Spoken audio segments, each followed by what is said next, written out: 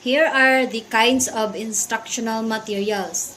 The print, which is books, dictionary, encyclopedias, and newspaper. And the non-print, the microscope slide, the models, the rocks, and the field visits.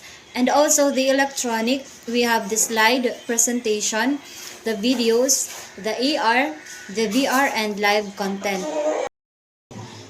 Classroom strategies for varied types of learners. So, the number one is the verbal linguistic, which is the word smart. So, example for this is the conducting interviews and writing poetry. The second one is the logical mathematical, which is the number smart. And the examples is solving puzzles and making analogies. And the interpersonal, which is the people smart, using board games, conducting simulation. And also the musical, which is music smart, creating a parody. And the visual spatial, which is the art smart, is making a comic strips. And the bodily kinesthetic, which is the body smart, is making comic, playing human Scrabble.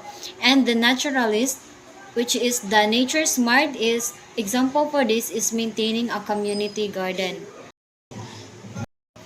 So the next one is the conducting demonstrations lessons. And the demonstration teaching, it is a planned mock lesson taught to a group of students or to a group of adults, posing as students to assess your teaching abilities and skills. So when we say demonstration teaching, it is a teaching method where a teacher demonstrates a lesson of teaching technique to students, often with a specific learning objective in mind.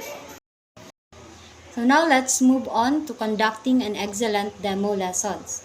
So plan and organize your lesson based on the learning delivery modality. So be the best.